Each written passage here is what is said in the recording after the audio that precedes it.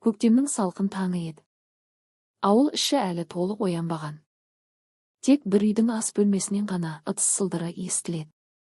Бұл Серікбайдың үйі. Үйдің үлкен келіні Айнұр таңғы 5-тен бері аяқта жүр. Шәйнек қайнап жатыр. Қамыр иленген. Пештің аузына нан жабылған. Қорадағы тауыққа жем беріліп, сиыр сауылып та қойды. Бірақ Айнұрдың бойында қуаныш жоқ. Ол бәрін міндет үшін ғана істейтін. Себебі бұл үйде келіннің шаршауға құқығы жоқ еді. Енесі Күләш апай қатал адам болатын. Ауылдың бәрі оны сыйлағанмен келіндері одан именетін. Оның түсінігінде жақсы келін деген ерте тұратын, үндемейтін, бәріне қызмет ететін әйел. Келіннің ұйқысы күнмен бірге батуы керек дейтін ол жиі. Айнұр алғаш түскен жылы бәріне шыдауға тырысқан. Уақыт өте бәрі түзелер деп ойлаған. Бірақ жыл өткен сайын талап көбейіп, мейірім азая берді. Сол күні де Күләш апай таң ата ас үйге кірді. Шайды әлі демдемедің бе?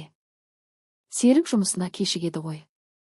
Қазір, мама, қазір дейді тағы. Өз үйінде жатқандай жайбарақатсың. Айнұр үндемеді. Үндемеген сайын ішінде бір нәрсе сынып бара жатқандай болатын. Күйеуі Серік анасының алдында ешқашан қарсы сөйлемейтін. Кейде әйелінің шаршағанын көрсе де көзін алып қашатын.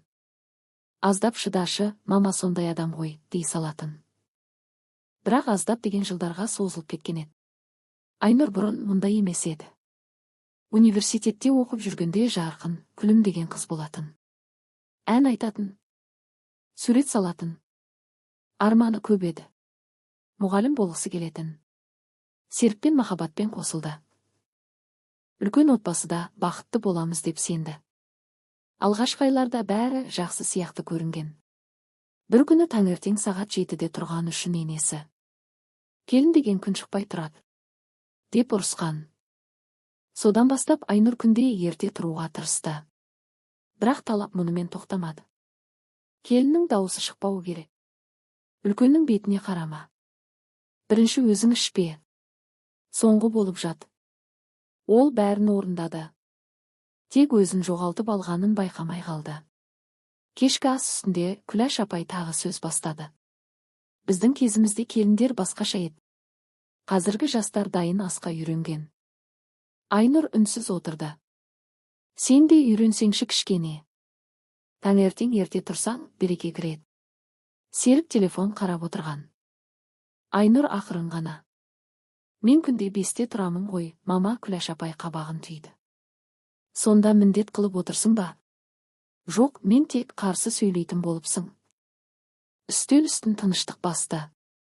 Сол сәтте Айнұрдың 8 жасар қызы Әмина. Әже, мама шаршайды ғой, деді.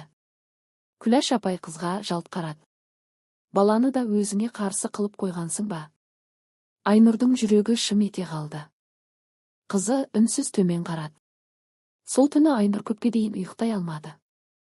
Мен шынымен жаман келінмін бе? деп ойлады. Бірақ дәл сол сәтте оның ойына басқа сұрақ келді. Неге мен бұл үйде адам сияқты өмір сүрмеймін? Келесі күні Айнұрдың дене қызуы көтерілді. Бас айналып әрең жүрді.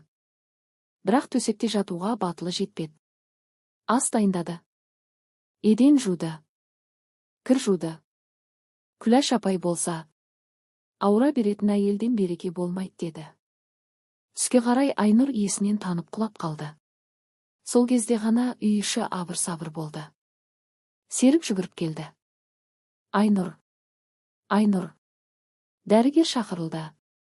Қатты әлсіреген. Демалу керек деді дәрігер. Сол түні алғаш рет Серік ас үйге өзі кірді. Шай қоя алмады. Баласының киімін таба алмады. Таңғы асты дайындауға 1 сағат кетті. Күләш апай үндемей бақылап отырды. Сонда ғана ол келіннің күнде атқарып жүрген жұмысын көрді. Бірнеше күннен кейін Айнұр аздап өзіне келді. Бірақ бұрынғыдай емес еді. Ішінде жиналған реніш тас болып қатқан. Кешке Серік жанына келді. Кешірші, Айнұр үндемеді. Мен байқамаппын. Байқағың келмеді, деді Айнұр жай ғана. Серік басын төмен түсірді. Мама ғой, ал мен кіммін? Бұл сұраққа Серік жауап бере алмады. Келесі аптада ауылда той болды. Күләш апай көрші әйелдерге тағы мақтанып отырды. Менің келінім ерте тұрады. Үйді тап-таза ұстайды. Сол кезде көрші Гүлнәр апай: келініңнің жүзі неге солғын? Деп сұрады. Күләш апай үндемей қалды. Ол расында да соңғы кезде Айнұрдың көзіндегі мұңды байқай бастаған. Бірақ оны мойындағысы келмейтін. Бір күні түнде Күләш апай су ішуге тұрды. Ас үй шамы жанып тұр екен. Айнұр жалғыз жылап отыр. Даусын шығармай жылап отыр. Күләш апай есік сыртында қатып қалды. Мен не істеп жүрмін? Деді Айнұр сыбырлап. Сол сәтте Күләш апайдың жүрегіне бір нәрсе қадалғандай болды. Ол алғаш рет келіннің қызметші емес, адам ретінде көрді. Ертеңіне таңертең Айнұр тағы ерте тұрмақ болды. Бірақ бөлмеден шықса, ас үйде Күләш апай жүр екен. Шай дайын. Нан да пісіп тұр. Айнұр аң-таң болды. Мама. Күләш апай көзін тайдырып: жата тұрсаңшы, кеше кеш жаттың ғой. Бұл сөз Айнұрға күтпеген мейірім болып естілді. Мен істей саламын. Жоқ. Отыра тұр. Үнсіздік орнады. Сосын Күләш апай баяу ғана: мен де бір кезде келін болдым. Айнұр таңырқап қарады. Енем қатал еді. Мен де жыладым. Бірақ сол көргенімді дұрыс деп ойлаппын. Даусы дірілдеп кетті. Сені де сондай күйге түсіргенімді байқамаппын. Айнұр көз жасын тыя алмады. Бұл оның осы үйге түскелі алғаш естіген жылы сөзі еді.